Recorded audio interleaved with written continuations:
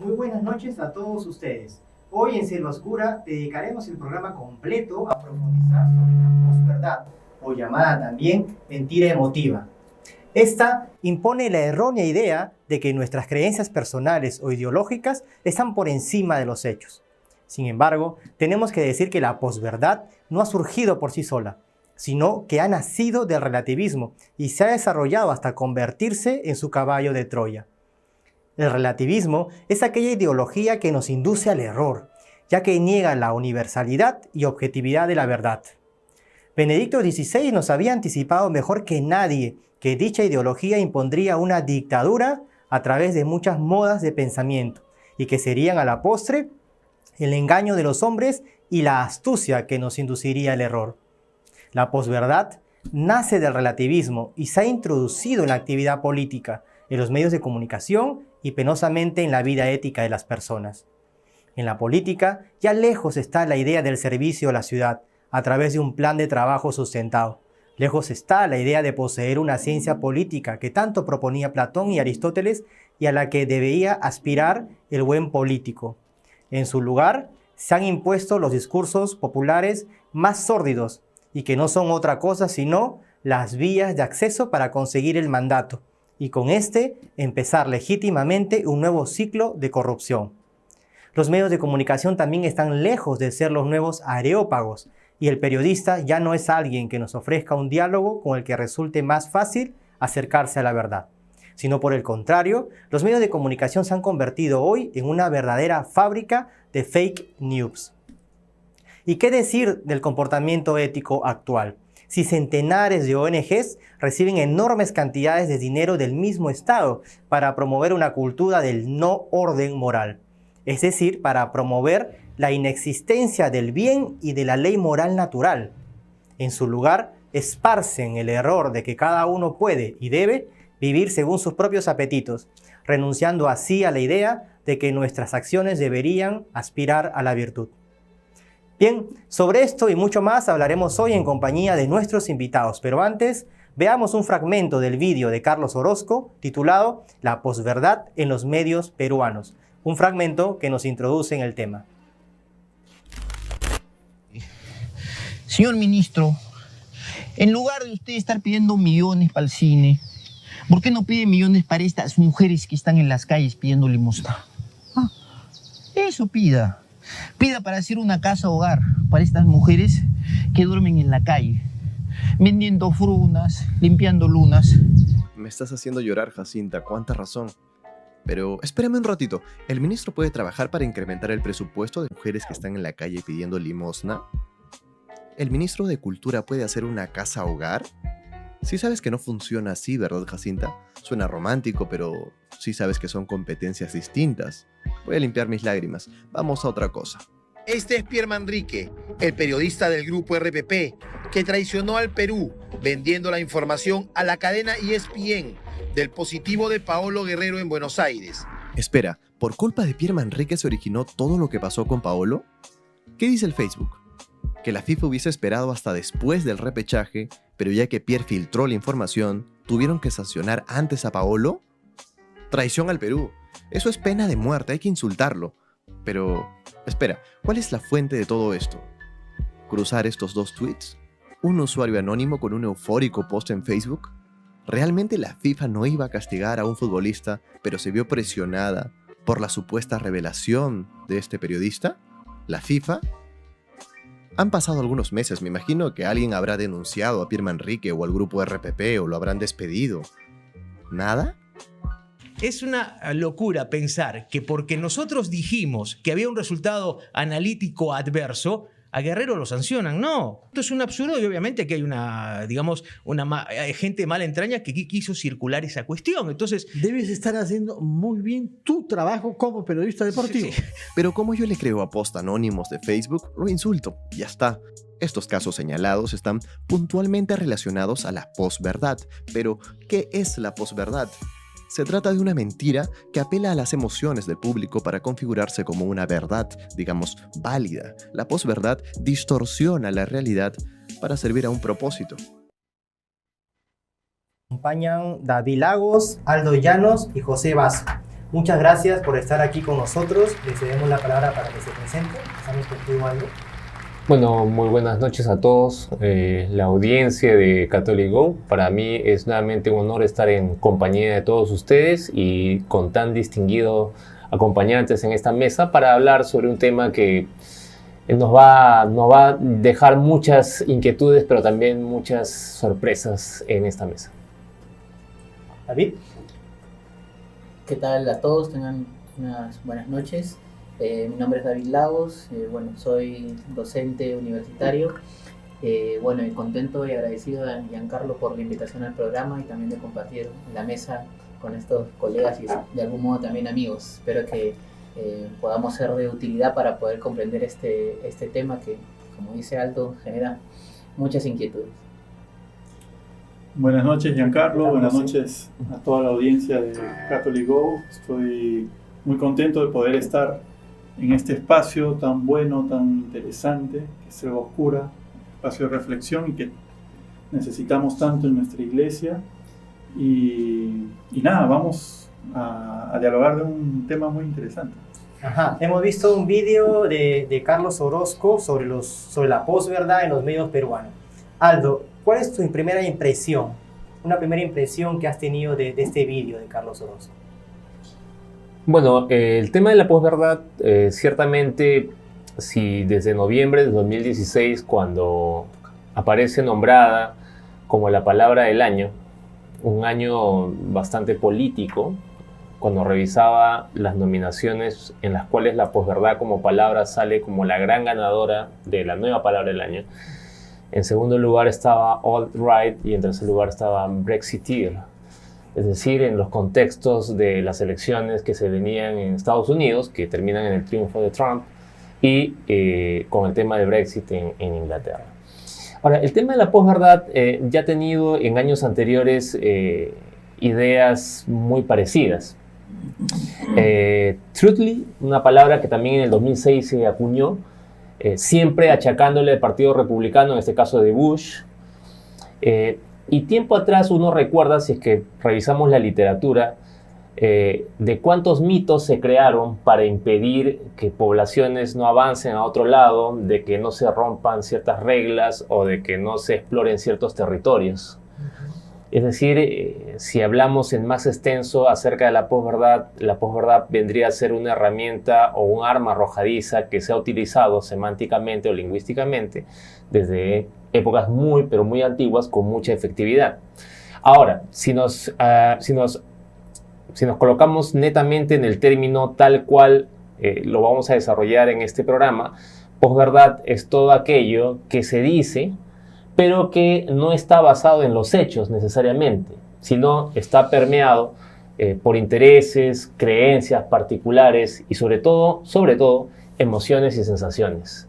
Es decir, lo que yo siento que es la verdad o lo que a mí me emociona y creo que es la verdad debería serlo, a pesar de que no esté en relación con los hechos.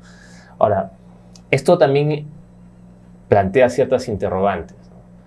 Es decir, la verdad es completamente objetiva, es decir, los hechos son únicos y la realidad será unidimensional o la realidad será poliédrica. Porque también podríamos hablar de los hechos alternativos, es decir, algún hecho que no está mirado de acuerdo a la visión general o la visión consensuada o la visión dominante, por así decirlo. Pero pues ese es el tema que nos preocupa en este momento y es lo que habíamos visto pues, en este video para el tema peruano. Bien, Aldo. José, en el video de Carlos Orozco lo que se propone es transmitir un contenido con una carga emocional para que ese contenido emocional se presente como un hecho verdadero. ¿Cuál es tu impresión de este video? Mira, yo creo que en este ámbito ya entran particularmente las comunicaciones y lo que es más palpable, digamos, a la gente cuando busca información, o sea, es la prensa, digamos. Aunque ahora ya las redes sociales como que han independizado un poco este sistema, ya no es que tú recibes simplemente, sino que tú participas, criticas, mueves, generas sentimientos a partir de lo que conversábamos antes del programa de los influencers, ¿no? Yo empecé a entender un poco esta realidad, Giancarlo, cuando todavía estudiaba mi carrera de comunicaciones, porque pasó una tragedia con un amigo mío, ¿no? Un grupo de chicos se fueron a la playa y uno de ellos tuvo un accidente, ¿no? Fue una fatalidad. Y el tiempo que ellos me contaban que demoraban en ir, digamos, a la comisaría, porque uno tiene que hacer todo un procedimiento legal, es decir, ya había un periodista ahí. Entonces, ¿qué pasa? Que parece que las agencias de comunicación, ¿no? La prensa, tiene contactos en lugares estratégicos como comisarías, como Poder Judicial, en fin, cosas que generen, vamos a decir así, escándalo, y automáticamente se entera, automáticamente ya hay alguien diciendo cosas, y en poco tiempo ya comenzaron a difundir la noticia, pero de una perspectiva escandalosa, ¿no? Entonces, por eso no nos sorprende que cuando, yo cuando me despierto, prendo el televisor para ir enterándome de las noticias y va, es como mi termómetro mientras me voy cambiando, bañando, preparando el desayuno, en fin, voy escuchando solo noticias negativas. ¿Qué tal asesinó a tal? ¿Qué tal le robaron? Yo digo, ¿cómo hacen para tener tanta noticia negativa? Es porque tienen estas cosas. El problema es que muchas veces hay una preocupación por informar lo que llama al morbo, ¿no? Que efectivamente poder informar lo que de verdad pasa. Y le pasó a estos compañeros que empezaron a decir 1000 cosas que no eran sobre el hecho, ¿no? Entonces eso trae daño a la familia, trae daño a las amistades, en fin, varias cosas más, ¿no? Sí, y eso es cierto, porque cuando se quiere transmitir un contenido emocional, por lo general, y luego de esto se hace una propaganda, la propaganda a veces tiene como finalidad distorsionar la realidad. Y esa distorsión llega como un mensaje directo a las personas que lo ven o que lo escuchan, y puede terminar influenciando, no sé qué piensas tú, David, puede terminar influenciando también no solamente a un nivel de pensamiento, o sea, como que influenciarlo en su manera de pensar, sino que también influenciarlo en su manera de actuar, ¿no? En la vida concreta, en las acciones que ellos que suelen tener. ¿Tú cómo lo percibes así? ¿Cómo crees tú que estos contenidos emocionales también pueden filtrarse hasta llegar al comportamiento, hasta influenciar en el comportamiento ético de las personas? Bueno, de hecho, el tema se propone un poco como un acento, digamos así, en la psique de la persona, en sus emociones principalmente, ¿no? Y esto pues hace que el papel del conocimiento y también de la conducta ya no se rija tanto por la verdad, por el conocimiento, por los hechos, por la realidad objetiva y por tanto por el bien objetivo, sino por lo que uno siente, ¿no? Por lo que uno considera más valioso para su subjetividad. Y en ese sentido, la conducta, digamos, podríamos decir que también se puede emancipar un poco de la verdad, del logos, del bien, para relacionarse más con, valga la redundancia, con las emociones, con la sensación o con la primera percepción de lo que uno siente y de ese modo dirigirse, ¿no? Yo veía este tema un poco con lo que comentaba Aldo y lo que decías tú, José. Me ponía un poco a pensar, ¿no? en cómo hemos llegado a este punto, de algún modo, ¿no? Cómo hemos llegado a este tema de la posverdad, esto que está relacionado con que pesan más la subjetividad que los hechos reales, las emociones más que los hechos reales, ¿no? Y veía todo un cimiento en lo que tú más o menos mencionabas al inicio del programa, que era el tema del relativismo, y que este tema también tenía de fondo, ¿no? Un desmoronamiento de las evidencias, ¿no? Como menciona un autor que se llama Julián Carrón, ¿no? En un libro que se llama La belleza desarmada, ¿no? Haciendo referencia a otro autor también, que es Monseñor Luis Giussani, bueno, y algunos otros que hablan a veces de la dimisión del humano y una serie de ideas parecidas. Pero esta falta de certeza que ahora tenemos, ¿no? Esta falta de que se han caído las evidencias y los ideales a los que aspiraban alguna generación anterior, antes de la caída del muro de Berlín, que ahora ha generado justamente pues que las personas de algún modo se presenten como escépticas frente a la verdad, frente a la realidad.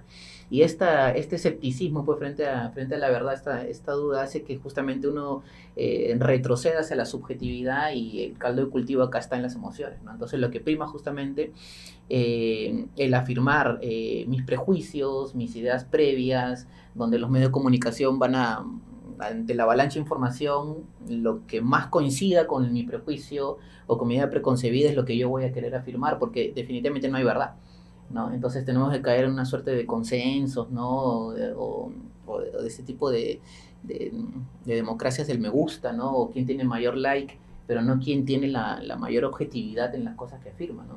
Entonces esto es un poco lo que y esto es muy interesante, Aldo, porque si hay un ámbito en el que las emociones priman por encima de los hechos, es la política, ¿no? De hecho, nosotros podemos ver actualmente en la política peruana, creo que como nunca antes, una polarización, ¿verdad? Hay una polarización evidente, ¿no? Entre un partido y otro, y estamos muy enfrentados. Hay toda una confrontación, un enfrentamiento, o sea, directo, radical entre los partidos.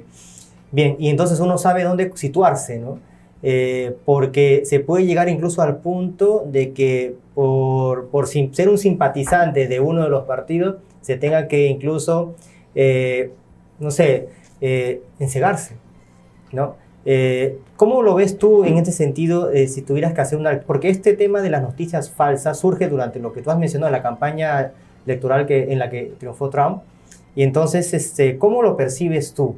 ¿Y qué es lo que tú podrías decir? ¿Y cuáles son las consecuencias de que traería en el ámbito de la política esta idea de la posverdad?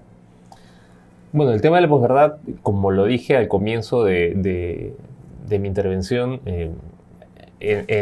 con exactitud no es un tema contemporáneo, ¿no? Esto ya viene desde hace muchos años atrás. Es más, si hablamos de los profesionales de la posverdad, estaríamos retrocediendo a las primeras evidencias escritas que se tiene, que son sobre los sofistas. Los sofistas, dentro del ágora griega y del quehacer político en la polis griega, también eran especialistas en manipular los hechos para darle una lectura, si es que no utilizaban retóricamente los argumentos emocionales, los sofistas.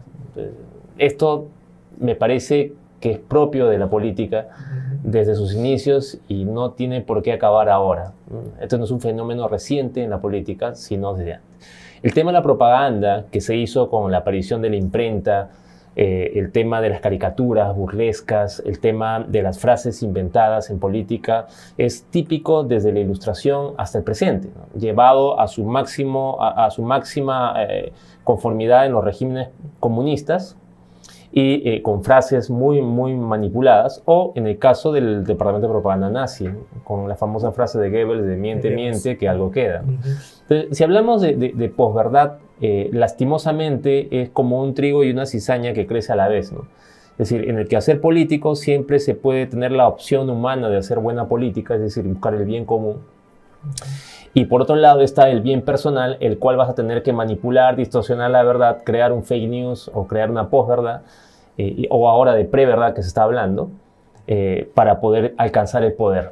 Entonces son dos visiones que inevitablemente proceden de la misma naturaleza humana.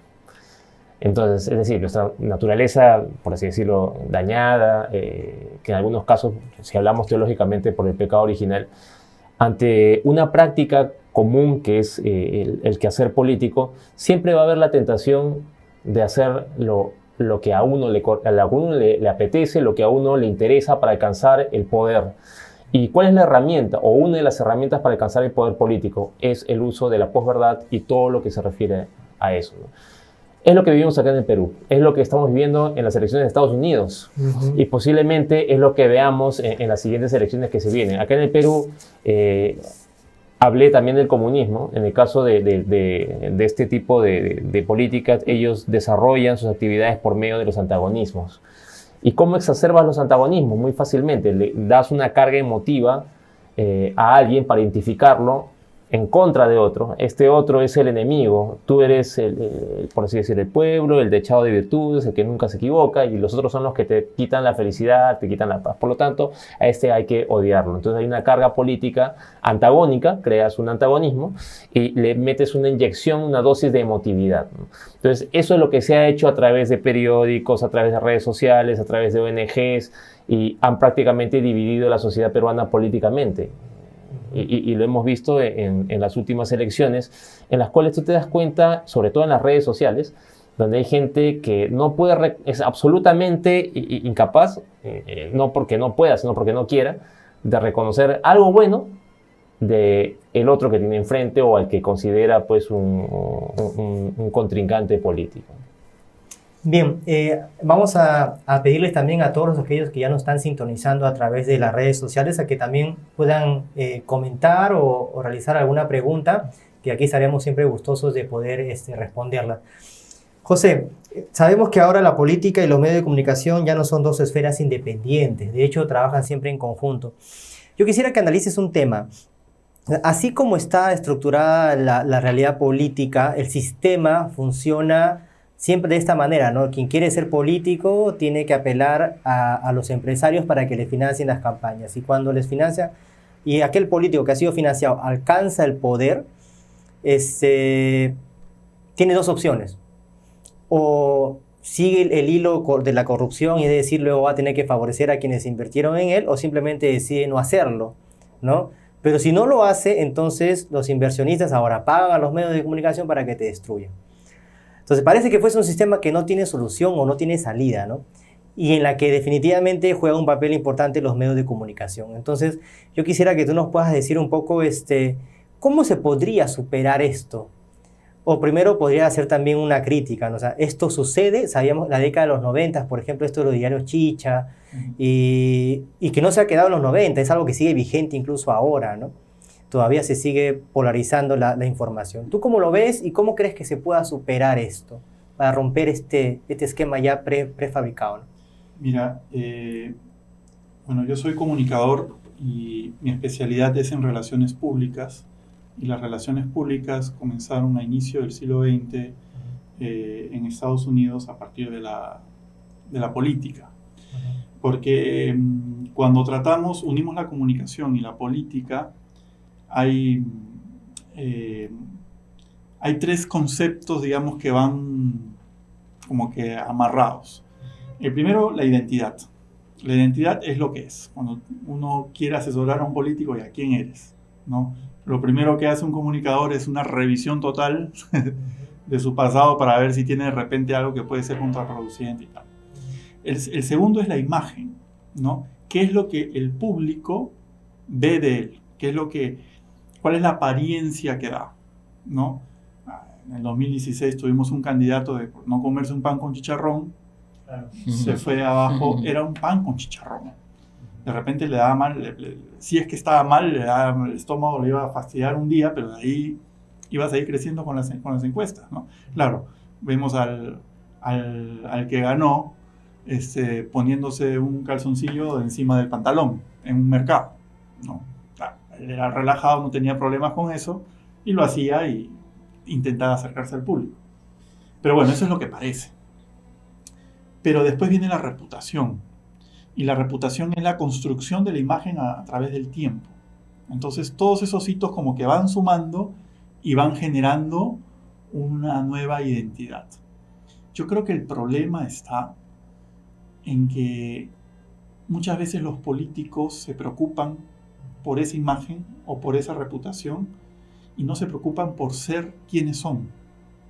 Porque yo creo y estoy convencido de que no hay herramienta más poderosa en la comunicación que la verdad. No, estamos hablando mucho de la posverdad, pero no sé, ¿qué cosa es la verdad? ¿No? La pregunta de Pilato, ¿no? ¿Qué es la verdad? ¿No? Cuando la tenía enfrente, ¿no? Entonces, al reflexionar sobre la hermosura que es la verdad, y lo dice las escrituras, la verdad te hará libre. ¿Libre de qué?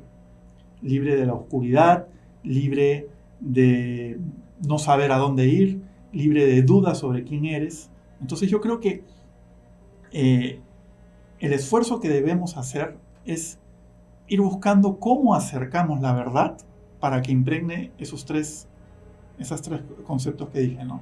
La identidad, la imagen y la reputación.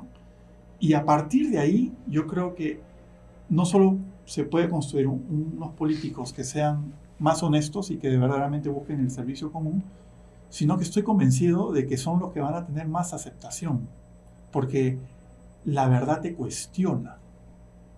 Es como cuando analizas tu vida y descubres qué quieres ser, es la verdad de ti mismo, ¿no? Y sientes algo en el corazón que te lleva hacia eso, ¿no? A no ser que estés muy cerrado, como Pilatos, deteniendo la verdad. O sea, yo no imagino cómo habrá sido esa mirada del Señor. O sea, no imagino cómo Pilatos no se derritió al ver la verdad de su vida enfrente, ¿no? Pero a veces nos pasa, ¿no? Tenemos el corazón cerrado. Bueno, es un tema un poco más espiritual, pero creo que va por ahí. Quizás la construcción de la verdadera identidad, o sea, de saber quiénes somos como políticos, cuál es nuestro pensamiento, ¿no? Las ideas que tenemos para el bien común, serían, si son construidas sobre la verdad, pues ningún medio de comunicación podría destruirlo, ¿no? Podrían difamarte, calumniarte, pero esas mentiras, como todas que tienen patas cortas, caerían rápidamente. Pero, Giancarlo, disculpa que te diga, pero infelizmente vivimos en un mundo en el cual tú puedes ser un político intachable, tú puedes ser un político que verdaderamente buscas el bien común, pero cuando tienes estos enemigos, y lo que decía Aldo, cuando yo soy de la izquierda, yo soy de la derecha, yo soy del partido de tal color, y no soy capaz de reconocer lo bueno que pueda hacer el otro, van a buscar la manera de hacer que esta imagen, que es la percepción de las personas, se dañe. Y a veces pasa que te hacen un cargamontón mediático a partir de varias instancias que hacen que esta persona que quería servir ya no lo sirva. Yo me pregunto, o sea, católicos, ¿hay políticos católicos en el Perú? Yo conozco jóvenes, por ejemplo, en Arequipa yo sé que se están formando un grupo de jóvenes para ser políticos católicos, pero, o sea, no puede ser que en el Perú los últimos 5 presidentes estén en algún juicio de corrupción. Entonces, la pregunta es, ¿quién se anima a ser presidente si sabes que vas a correr el riesgo de que te puedan involucrar en algo? Con esto no estoy defendiendo, cada uno se defenderá, o cómo no mancharte en medio de todo esto, ¿no? Es que el sistema está diseñado de tal manera para que termines cayendo en ese círculo vicioso, pues. Y lamentablemente es así, porque la gente va a creer siempre lo que los medios dicen. Exacto. ¿Entiendes? O sea, tú puedes ser una persona muy intachable, bueno, por ahí hay que inventarle algo para que eso lo destruya, pues. La pregunta es, ¿quién financia eso? Los medios de comunicación no lo hacen por su propio interés, ellos lo hacen financiados por el interés de otro. ¿Quién es ese otro? Aquel a quien debiste haberle devuelto la mano porque te dio la financiación, o quién será, ¿no? No se sabe. El sistema está diseñado de una manera un poco por la que tendríamos que romper ese sistema, pero eso es algo que deberíamos construir con el tiempo. David, ahora, los medios de comunicación dando un salto hacia la vida ética de las personas. Los medios de comunicación es como una vitrina de relativismo, ¿no? Nos esparcen y de alguna manera las ideas que quieren que nosotros pensemos o tengamos. ¿Tú cómo examinas este tema? Porque es frecuente. Yo creo, como conversábamos antes de empezar el programa, yo creo que los medios de comunicación, obedeciendo intereses que no conocemos, quieren construir como una nueva caverna, ¿no? Una nueva caverna, como la habría descrito seguro en su tiempo Platón. Quieren construir una nueva caverna en la que les enseñen a las personas cuáles son las estructuras del pensamiento que deben tener y qué acciones deben hacer. Y nosotros solemos escuchar mucho en la vida de la gente cómo les inoculan esas ideas, esas maneras de pensar. Por ejemplo, yo hago el bien siempre en cuando no haga daño a nadie, ¿no? Y entonces es como que las acciones de las personas comienzan a tener una nueva configuración. ¿Tú cómo ves este aspecto? ¿Cómo crees que el discurso emotivo está comenzando a influenciar también en el comportamiento ético, ¿no?, de las personas. Bueno, de hecho los medios de comunicación tienen un alto impacto en la forma de pensar de las personas, ¿no? De hecho, vivimos ahora en un mundo en el cual la tecnología y, digamos, la comunicación audiovisual es altamente impactante. Y no es difícil, pues, terminar consumiendo ideas que vienen en los medios de comunicación, sean comerciales, o ahora que tenemos Netflix, o que tenemos un montón de series, ¿no?, que nos dan ciertas ideas sobre cómo vivir, sobre cómo comportarnos, que influencian como decía, nuestra forma de pensar, ¿no? Eso es algo inevitable. Yo más bien pensaba un poco en el punto de, yendo o evaluando un poquito lo que estaban señalando ustedes, el tema de la política, el tema de las comunicaciones, ya entramos un poquito con Pepe en el tema de la configuración de un político, ¿no? O sea, el tema de la imagen, la reputación, y insistiendo un poquito en este tema del desmoronamiento de estas evidencias que te había mencionado hace un momento. Pensaba en, bueno, ¿por dónde viene la solución, ¿no? ¿Por dónde viene ¿O qué hemos olvidado? La salud. ¿Qué había en el origen? ¿O qué había en el origen? Bueno, yo, tú te refieres un poco a Platón, a mencionar esta caverna, digamos, de los medios en los que vivimos y cómo influencia nuestra vida, y cómo hay una oscuridad, digamos, ¿no? Vivimos en un mundo de imágenes, porque como no hay certezas, entonces solamente tenemos opiniones en términos platónicos, pura doxa, ¿no? Pero me ponía a pensar, haciendo referencia a Platón, en justamente lo que él encontró en su juventud para, digamos, él mismo salir de esa caverna, ¿no? Porque él tenía la intención que tienen estos jóvenes que tú mencionas de hacer política. Él menciona en un libro Platón menciona en un texto que se llama La Carta de Séptima, que de joven él tenía este deseo de hacer política, ¿no? De hecho, él venía de una familia aristocrática, ¿no? Y de él, cuando entra en el tema de la política, se topa con que algunos de sus familiares pues no eran tan incorruptibles, sino más bien todo lo contrario, ¿no? De hecho, uno de sus tíos, que era su tío Critias, era uno de los que lideraba, digamos, un grupo, digamos, de élite partidario del gobierno de los 30 tiranos, que se encargaban de expatriaciones, de cárceles a los que no estuvieran alineados con el pensamiento de los 30, ¿no? Los 30 tiranos, ¿no? Él se decepciona de esto, se decepciona luego de que entra el Partido Democrático, o entra la democracia ateniense, y menos de 2 años, meten a juicio a Sócrates, lo condenan a Sócrates, y Platón se va llevando una serie de decepciones políticas en las cuales él termina concluyendo que esta tan conocida frase de que hasta que los filósofos no se hagan políticos, o los políticos no se vuelvan filósofos, no acabarán los males en la ciudad, ¿no? Pero ¿qué significaba esto de filósofo? Bueno, porque nosotros pensamos que esta frase en nuestro bagaje cultural, cuando él menciona que un filósofo no se haga político, o un político no se vuelva filósofo, decimos que se tienen que volver eruditos, que se tienen que volverlo, pero no es esta la concepción filosófica de la época antigua, ¿no? Esa es la filosofía a partir del 1800 en adelante, o sea, como se entiende la filosofía. Pero en la época antigua la filosofía era un modo de vida. O sea, para Platón, ¿qué cosa significaba eso del quien no se haga filósofo? O sea, Platón había encontrado a uno que era Sócrates. ¿Y qué significaba? O sea, para Platón la filosofía era Sócrates. Pero Sócrates no se jactaba de ningún saber.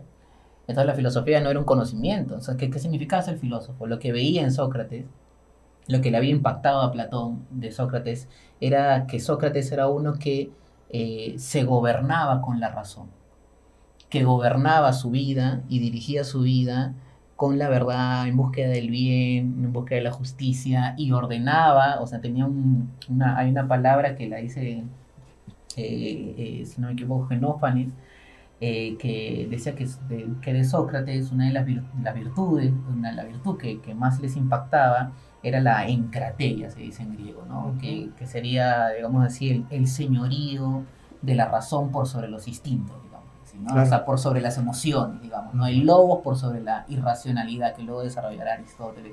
Entonces, pero ¿a qué voy, no? Quizás sea difícil y muy complicado, como dice Pepe, que alguien entrando en política no sea expulsado por la misma política o no sea muy, digamos, no sea sujeto a una corrupción, ¿no? Porque el sistema, digamos, es tan, digamos, maquiavélico, ¿no? Que Maquiavelo, como tú has leído, El Príncipe lo explica también, que quien no entra en ese sistema es prácticamente expulsado, ¿no? Porque es un sistema que no se rige por una moral común, digamos, la moral que se rige por el bien y la verdad, ¿no? Entonces, ¿qué planteaba Platón, ¿no? Justamente el tema de la academia, o sea, el tema finalmente con el cual insertarse en la vida política y que pueda trascender, digamos, y superar estas deficiencias es el tema educativo, ¿no? El tema de encontrar, como él encontró, ¿no? Una persona, o sea, tener un encuentro que realmente corresponda a los anhelos, ¿no? A los deseos más profundos que habitan en el corazón del hombre. Eso es más fuerte que cualquier impacto comunicativo, ¿no? Creo que muchos de nosotros que estamos sentados acá no hubiéramos salido de nuestra caverna, digamos, que teníamos en la juventud. Podrían haber existido múltiples medios de comunicación, de hecho lo sabían, ¿no? Muchos de nosotros hemos vivido el tránsito, ¿no? Del celular, que eran unas maquinazas, o los teléfonos que discaban así, ahora estos aparatos son táctiles. O sea, hemos vivido y vivimos también la influencia de los medios de comunicación, pero lo que nos salvó a nosotros, o sea, lo que nos rescató de esta posverdad, ¿no? Fue el encuentro que hemos tenido con una presencia, con una persona que nos ha comunicado algo más decisivo, más correspondiente, que nos ha hecho ver un horizonte distinto y por lo tanto salir de nuestra caverna, ¿no? Ahora, de hecho, volver al mundo, o sea, o estar, mejor dicho, no es que hemos salido del mundo, ¿no? Hemos estado en el mundo y hemos encontrado esto, ¿no? Hemos encontrado referentes que nos recuerdan de que la vida virtuosa es posible, ¿no? Y eso es lo que nos ha hecho salir de la caverna. Aldo, vamos a hacer una lectura, vamos entrando ya al plato de fondo. Recuerdo que Hobbes, has leído a Hobbes, él decía que el hombre por naturaleza es un ser violento. Ahí, o sea, si uno examina la filosofía antigua, la filosofía cristiana de la Edad Media, todavía hay una imagen positiva del ser humano, pero con Hobbes empieza, por decirlo de algún modo, una fractura, ¿no? Por naturaleza los hombres son violentos, y como son violentos, entonces lo que tendrían que hacer es renunciar a su libertad para dársela al Estado, ¿no? Así es esta metáfora del contrato social, y el Estado asume el poder, el leviatán, etc., ¿no? Y ahí comienza, por decirlo como una historia, ¿no?, degradante de lo que es el ser humano. Y de hecho hoy hemos heredado un poco también eso, que es el hombre. Los medios de comunicación han convertido la infidelidad en un show, ¿no?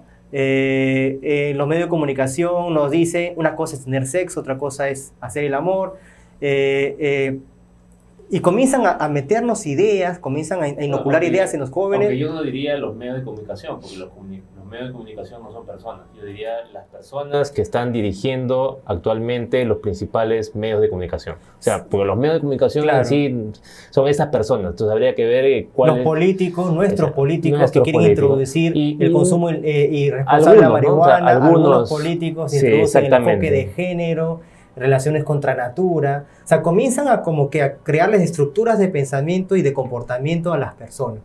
Y ¿no te parece que en esta época ser revolucionarios y hacer lo contrario es hacer el bien? Parece que vivimos ahora en una época extraña en la que ser contestatario, en la que ser verdaderamente revolucionario es hacer el bien.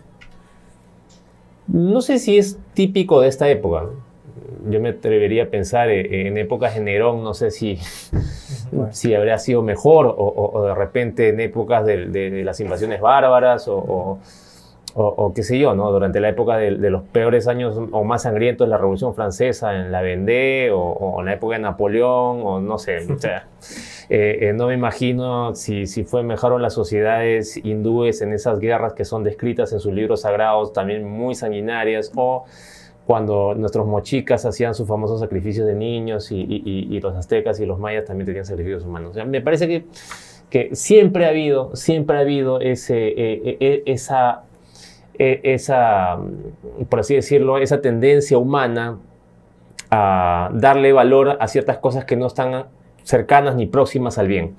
Entonces, acá el punto habría que distinguir, porque te hice ese pequeño apunte en cuanto a las personas, ¿no? Porque hay 3 niveles de personas a las cuales nos estamos refiriendo en todo este diálogo, ¿no? O sea, primero tenemos las personas obviamente están diciendo una posverdad, por así decirlo, pero que piensan que están diciendo la verdad, pero están equivocados. Ciertamente hay un discurso de posverdad, pero no es porque piensen que estén mintiendo, sino porque creen que lo que están diciendo es verdad. Ese es un primer tipo de personas que originan posverdad. Otro segundo grupo de personas que originan posverdad son aquellas que tienen un conocimiento más o menos ambiguo de algo, temas morales, políticos, económicos, farándula, lo que tú quieras saber, pero no tienen aquella responsabilidad por averiguar más o por interesarse más, y con lo poco o poquísimo que saben, empiezan a dar un discurso y empiezan a dar afirmaciones. Entonces ellos también generan posverdad, que es un segundo grupo. En este caso son un poco más irresponsables, porque si podrían investigar un poco más, con una mayor capacidad de asombro, de curiosidad, podrían encontrar tal vez la verdad. Y tenemos un tercer grupo de personas. Este tercer grupo de personas son aquellas que saben cuál es la verdad, pero a sabiendas de cuál es la verdad, prefieren torcerla, doblarla, ocultarla, travestirla, y generan también contenidos de posverdad. Entonces, habría que preguntarnos si la salida o la respuesta es la misma para estos tres grupos de personas, estos tres grupos, que son los que generan contenidos de posverdad. Entonces, la salida va por ahí. Es enfocar una salida distinta para cada uno de ellos. En el caso del primero que tú mencionas, las personas que piensan que están diciendo la verdad y no la saben, ¿cuál es la salida para ellos? Pues una labor educadora, una labor de proximidad, de acompañamiento.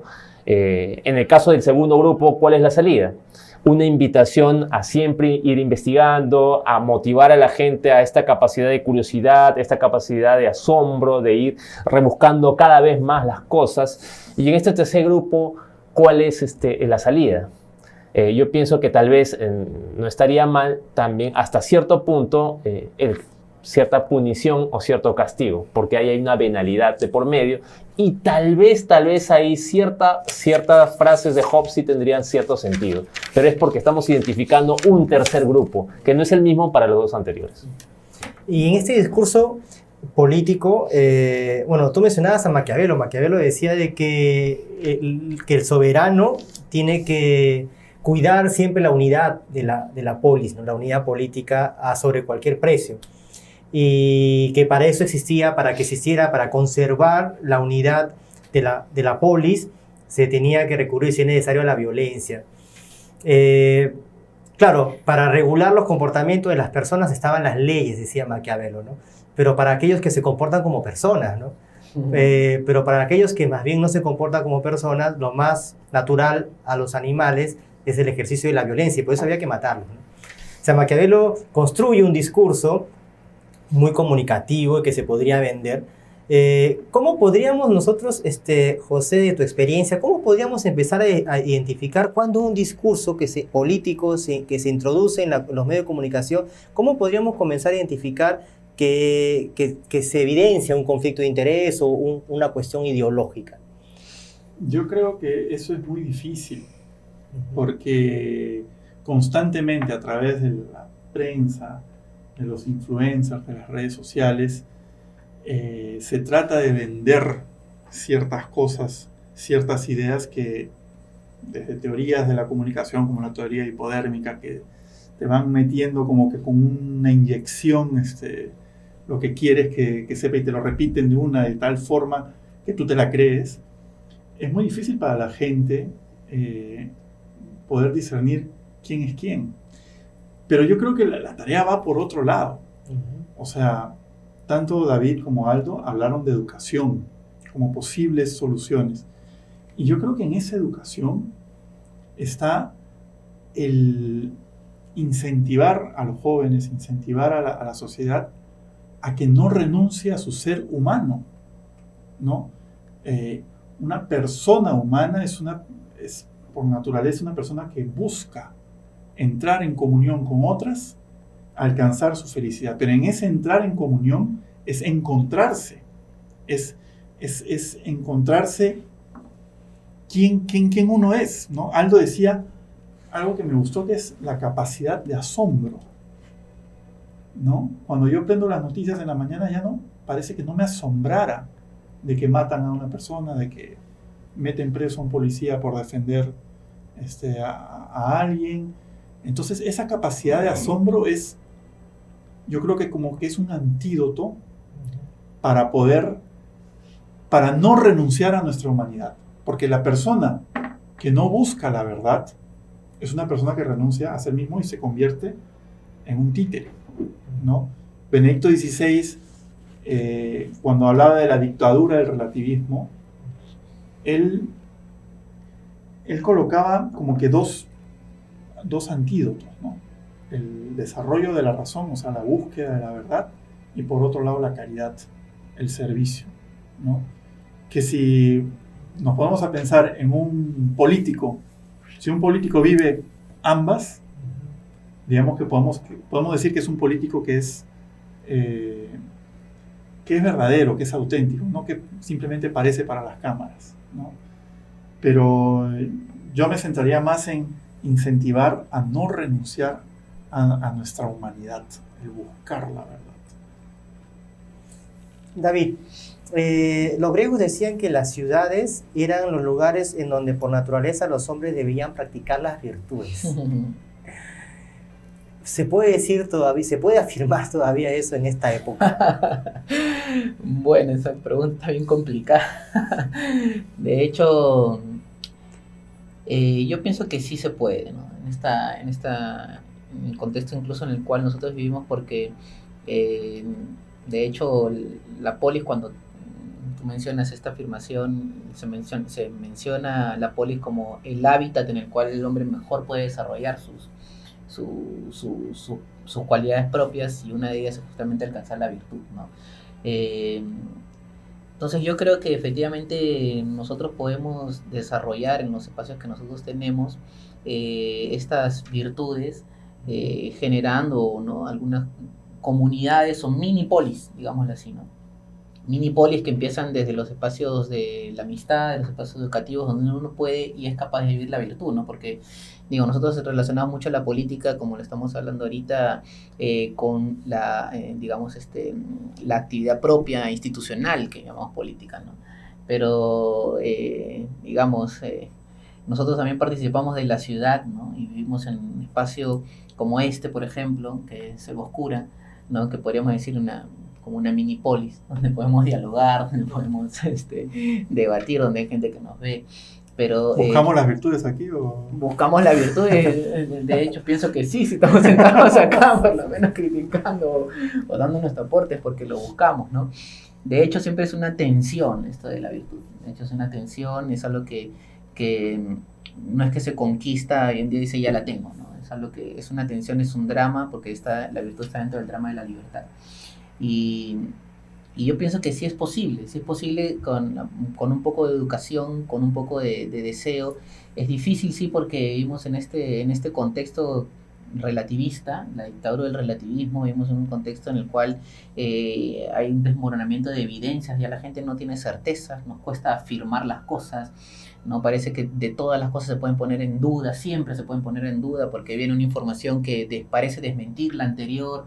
Y yo cuando estoy siempre con los estudiantes, la idea que manejan los estudiantes siempre es esta, ¿no? O sea, yo cómo puedo estar seguro de incluso de lo que usted me dice, o sea, puede venir incluso el científico, el erudito, y yo cómo estoy seguro de, o sea, es como si viviésemos, ¿no?, una inseguridad existencial, ¿no? Una inseguridad, una incertidumbre, pero que se desmorona muchas veces siempre cuando uno tiene un encuentro con una presencia que realmente le comunica un horizonte, ¿no? Que uno ve que no le está comunicando, no le está imponiendo algo, sino que le está mostrando la belleza que esta persona ha encontrado, ¿no? Porque las personas, nosotros intuimos cuando alguien tiene, por lo menos tenemos como un sensor, ¿no? De cuando alguien a veces intenta de algún modo imponernos su idea o por alguna conveniencia, cuando nos está mostrando realmente algo verdadero, ¿no? Otra cosa de ahí es frente a la propuesta lo que yo hago, ¿no? Que es tengo que poner en juego mi libertad. Claro, hay una metodología ahí, ¿no? Hay toda una metodología, sí, pero... es la belleza, el bien, esa es la verdad, pero tú compruebas en la experiencia si lo que yo te digo corresponde o no con la verdad. Exacto. Interesante. Aldo, quisiera que nos ayudes a contestar un par de preguntas, también ustedes, ya para ir cerrando el programa, de las personas que nos siguen a través de las redes. Por ejemplo, Nancy Gutiérrez dice, ¿la posverdad viene de ahora o de mucho tiempo atrás? Creo que algo de esto ya nos has dicho. Y José María nos dice, ¿cómo sería posible hacer que los jóvenes no renuncien o no decaigan frente a la búsqueda de la verdad? Bueno, José María, la pregunta que has hecho es muy pertinente para esta noche, porque ¿quién tiene capacidad de asombro? Capacidad de asombro es aquella persona que tiene la suficiente entereza y capacidad que él no es el centro del universo. La persona que siente que su ser está hecho para los demás, es decir, que sabe, contrariamente a lo que diría el señor González de los prisioneros en Para Amar, cuando en la frase final dice yo no he nacido para amar, sino cuando esta persona reconoce todo lo opuesto, yo he nacido para amar, entonces es capaz de asombrarse. Cuando uno es capaz de asombrarse, es capaz de salir de sí mismo y es capaz de amar. Cuando uno ama, es capaz de educar. Cuando uno ama, no solamente es capaz de educar, sino es capaz de dar lo mejor de sí. Las virtudes, si es que no están atravesadas por el amor hacia alguien, tarde o temprano se naufragan. Uno naufraga en la práctica de las virtudes y nunca llega a conseguirlas. Es más, termina pateando tablero y termina odiando, detestando o afirmando que es imposible vivir las virtudes. Pero eso ocurre cuando hay un amor enorme hacia sí mismo y no hacia los demás. Entonces, yo creo que para buscar la verdad, primero, tienes que tener la capacidad de asombro. Y segundo, debes saber de que tú estás hecho para amar. Pero la primera experiencia que nosotros tenemos no es la que nosotros estamos hechos para amar, sino que somos amados. Tal vez por eso los recién nacidos, las primeras palabras que enuncian son papá, mamá, pero que no hacen relación a un yo, sino hacen relación al tú. Es decir, se empiezan a tener la experiencia de que son amados. Y si tenemos un contexto, por así decirlo, religioso, y se nos han dicho, se nos han predicado de que, y es más, si tenemos la experiencia de sentirnos amados y leemos por ahí que Dios nos amó primero, entonces yo creo que estamos con todas las capacidades disponibles y la actitud lista para ir hacia adelante y empezar en búsqueda de la verdad. Ciertamente la verdad no es una posesión que la tendremos toda, pero el hecho de conseguir más verdades cada vez más es lo que nos va a hacer más felices. Ahora, también en términos filosóficos hay que ser bastante claros, ¿no? Casi el 98-99% de todas las verdades por las cuales nosotros nos movemos en el mundo son verdades relativas. Eso hay que aceptarlo. Pero también existen verdades absolutas, contados con los dedos de las manos, pero esas son. Esa sería mi respuesta. Qué interesante, José. O sea, lo que Aldo está proponiendo es la idea de que es algo que hace tiempo también creo que lo habíamos desarrollado, esta idea del paso del amor al logos, ¿no? Porque me siento amado, puedo con esa seguridad de sentirme amado ir en busca de la verdad. Alguien me ha amado primero, que es Dios, y no solamente me ha amado, sino ha establecido un diálogo personal e histórico con el hombre, ¿no? Y ese diálogo histórico y personal que Dios ha establecido con los hombres es como una invitación a través de logos, porque apela a nuestra inteligencia a que busquemos esa verdad. ¿Cuál sería danos una reflexión final, porque se nos está acabando el tiempo, respecto a esta idea del paso del amor al logos? Me parece muy interesante que lo digamos, porque esto nos puede ayudar a superar la idea de la posverdad, ¿no? Mira, cuando nosotros estamos en cualquier catequesis de primera comunión, confirmación, una de las primeras cosas que nos dicen es que Dios es imagen, nosotros somos imagen y semejanza de Dios, ¿no? Me estabas cambiando la teología. Por verdad, Y cuando yo escucho eso, imagen y semejanza, y me veo al espejo y digo, ¿será que Dios es tan feo como yo? Pero estamos hablando de algo más profundo, porque cuando hablamos de imagen, hablamos de una huella, ¿no? Es como que Dios nos hizo como si fuéramos de plastilina y vemos pues la huella digital, digamos, es un código de barras que tenemos. Y la semejanza es nada más que tenemos la capacidad de poder amar como Él nos ama. Él es el ser por excelencia, no necesitaba de nadie más, pero Él, como está sobreabundando de amor, nos crea, y nos crea por amor y para el amor, ¿no? Cuando nosotros tomamos conciencia de eso, pero no porque fuimos a la catequesis de confirmación o de primera comunión, sino porque, como dices tú, Aldo, que dentro de poco ya vas a ser papá, bueno, ya eres papá, pero vas a conocer a tu hijo, van a ser o sea, la fragilidad que tiene un bebé es impresionante. Está totalmente dispuesto a la deriva de lo que sean los papás.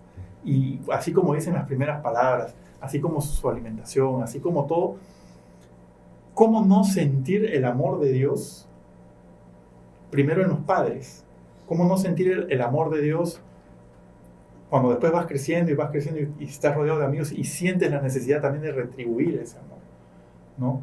Yo creo que eso es una experiencia totalmente existencial, el poder ver, el sentirse amado y el sentirse con la necesidad de amar.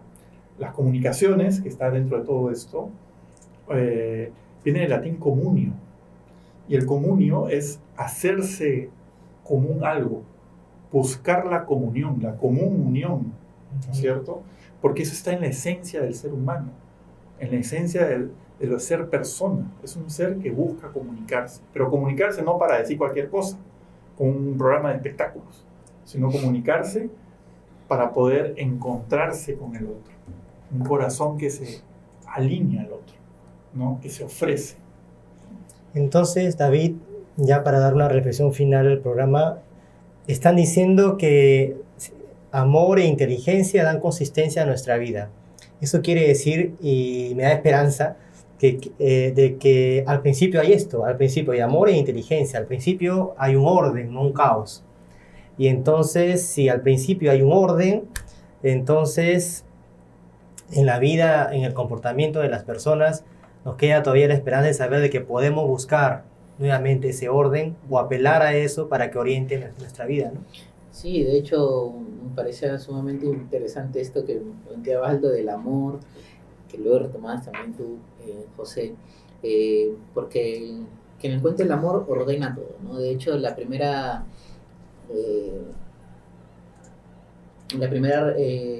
relación, como tú mencionabas, que tiene la persona es la relación no con el yo, sino con el tú, ¿no? El papá y la mamá, y el hijo va entendiendo la primera que debería ser la evidencia de toda su vida, ¿no? Que es que uno es un bien, ¿no? Y esto lo aprende justamente el niño en este caso, y todo ser humano que nace lo aprende en la mirada del padre, en la mirada de la madre, ¿no? En la mirada del padre, en la mirada de la madre, la persona recibe un juicio, ¿no? Recibe un juicio, o sea, este sentirse amado es un juicio, ¿no? Es un juicio que va reconociendo como la idea de que alguien le está diciendo tú eres un bien para mí. Y entonces va entendiendo en la persona que es un bien, que existe, que su existencia, sea lo que sea, pero existir es un bien. Y confía. Y empieza a confiar. Y entonces, la fe empieza a nacer en ese y puede introducirse a la realidad con una certeza, o sea, con una evidencia primera que luego va a afianzarse en otra, ¿no? Me ponía a pensar un poquito en esta relación de amor, lobos virtud, ¿no?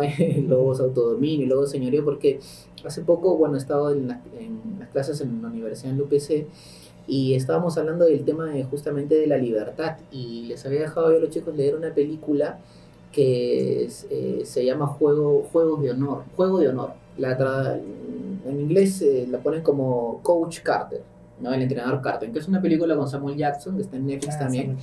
Y es de un entrenador de básquetbol que... sí, es un poco 90, antigua. 95, ¿no? Sí, que es un entrenador de básquetbol que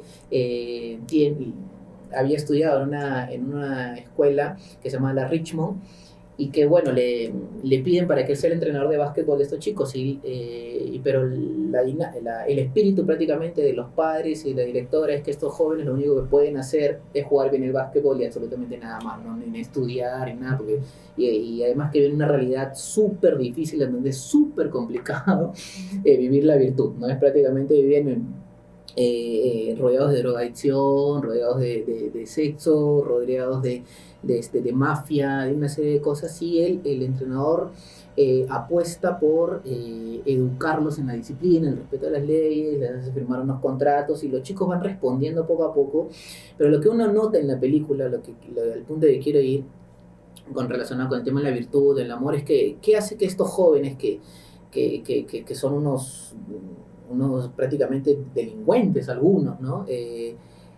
Se muevan hacia la virtud, hacia el bien, ¿no?